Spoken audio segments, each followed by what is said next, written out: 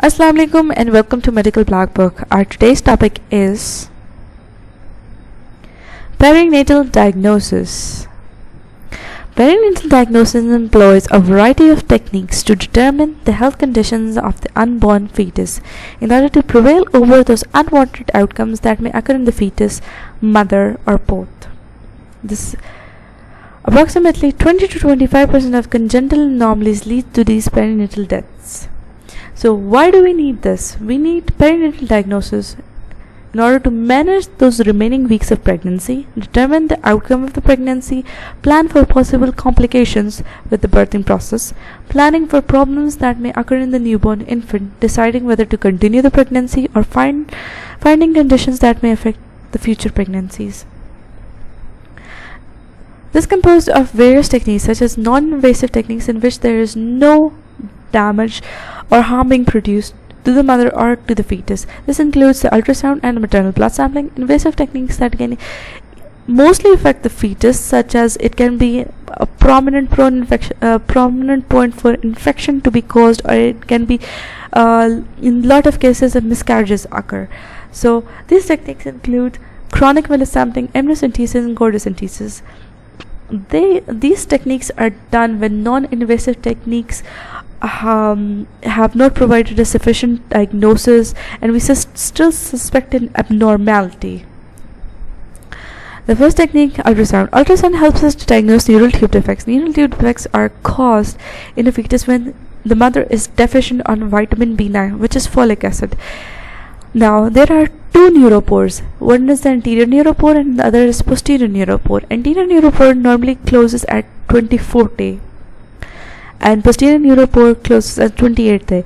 If the anterior neuropore does not close, then the newborn fetus is anencephalic, and this fetus is basically dead during his life procedure because the brain has not obviously been developed. And the other condition is spina bifida when the posterior neuropore does not closes. Now, other problems that an ultrasound can identify is renal abnormalities. Renal abnormalities, the common example is polycystic kidney. Polycystic kidney, how does it affect the fetus? That the fetus will not be able to produce proper urine, due to which it will not be able to maintain the amniotic fluid quantity, which will result in oligohydramnion and further complication of the pregnancy. And lastly is gastrostosis, which is the birth defect of anterior abdominal wall in which the baby's intestines are found outside the baby's body, and these are basically exiting outside this hole which is besides the belly button. Now, in ultrasound, what happens is ultrasonic waves are passed through the abdomen, which helps us, which provides an echo, and this is again received by the transducer here, and we can see anatomical abnormalities on the monitor. This also helps in dating of the pregnancy, the further outcome of the pregnancy if the fetus has having certain abnormalities, so we'll be considering a C-section. Other non-invasive technique is maternal blood sampling. In maternal blood sampling, we identify something out of the ordinary that is present in the maternal blood. That can be alpha fetoproteins or fetal RNA carrying abnormal number of chromosomes such as aneuploidy. If patient's blood, if the maternal blood carries alpha fetoproteins, the diagnosis of such disease, it diagnoses neural tube defects, and if there is aneuploidy, we can diagnose trisomy 18, 13, 21, etc. Other conditions is hydrofatalis. This condition is basically diagnosed on ultrasound. In this, on an ultrasound, what we see is accumulation of fluid in two or more fetal compartments. This includes the ascites in the abdominal compartment, pleural effusion in the chest, as pericardial effusion, and skin edema. Now, how is this condition caused? This is caused when the mother is Rh negative and the fetus is Rh positive. In the second pregnancy, the maternal serum is so sensitized from the first pregnancy that it consists upon a large amount of immunoglobulins. Simple meaning the titer has increased. Now, these immunoglobulins during the second pregnancy immediately attack on the fetal blood, which result in hemolytic reaction, which results in body swelling. Now, the newly born fetus will have a swollen liver, abdominal swelling, which indicates ascites, and this can also be diagnosed by taking an ultrasound in the antenatal period. Now, other condition is in the maternal serum. If we detect infection, this can be possible cause of ventriculomegaly, which is also known as hydrocephalus. Hydrocephalus is basically dilation of the third ventricle. This is due to the abnormal accumulation of fluid. Mild amount of ventriculomegaly is up to 10 to 15 millimeters. If it is more than 15 millimeters, it is considered as severe. So our basic identification point in the maternal serum is the possible cause of infection, which can lead to such abnormalities. Now we move towards the invasive techniques. Invasive techniques, as I've already told you, are only done when we think that an abnormality is present, but it is not detected in maternal serum nor on ultrasound. This helps us to identify basically genetic abnormalities such as aneuploidy, which is abnormal number of chromosomes, or genetic conditions such as cystic fibrosis. Aneuploidy, in which a normal human consists upon approximately 46 chromosomes. If there is abnormal in number such as 46 or either 47, this can be considered an aneuploidy, and it can have grievous outcomes for the fetus. So maternal counseling needs to be done. This can also be assessed by fetal RNA gathered through the maternal blood. After we have received the result and we have identified certain amount of problems, the doctor decides with the patient that is the pregnancy need to be continued, terminated, or and if it is terminated, we counsel the patient for future occurrences. Now, the non-invasive techniques include the chronic villus sampling, amniocentesis, and chordocentesis.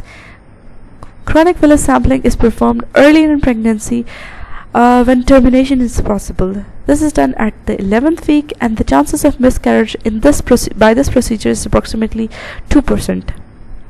Now, before using this technique, first we need to ensure that the fetus is viable, and we need to ensure the singleton pregnancy and to confirm the gestational age, that is not beyond 10 weeks, and to affirm the location of the placenta. So, by a needle, which is ultrasound guided, we can remove some of the mesenchyme of the villi in the first trimester and check it for any possible genetic abnormality. As these tissues are rapidly dividing, so it is not very hazardous for the placenta, but it still carries a risk of about 2% of miscarriage. Now, our next technique is amniocentesis. This is the procedure in which amniotic fluid is removed from the uterus for testing or treatment. Amniotic fluid is the fluid that is surrounded and that protects the baby during the pregnancy. The fluid contains fetal cells and various chemical products by the baby.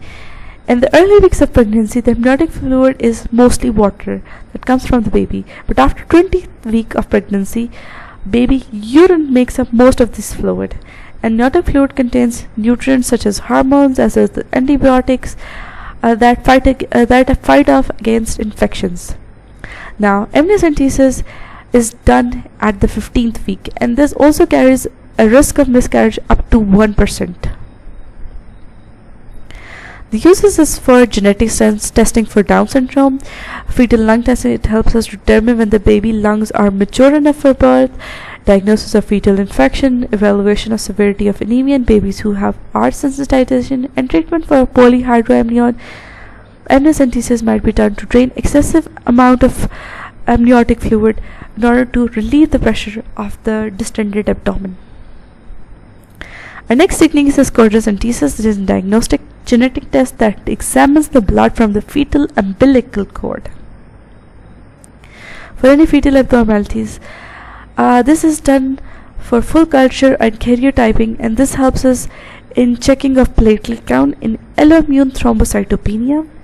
And also, this technique is done at the 20th week, and it also carries a risk of miscarriage up to 2 to 5%. Now, after this invasive technique has been done, we need to give proper care, because this is a very traumatic experience for the mother as well as the fetus. So while we have gotten the sample, we need to accurately label it. So this procedure cannot be repeated like getting blood from a patient, and we need to secure the transport of the sample, document procedure and complications, communicate with the referring physician. Women should avoid strenuous exercise for about 24 hours, and pain should be relieved by paracetamol. In case of complications such as pervaginal bleeding, patients should be promptly seen by their physicians. And so the journey begins.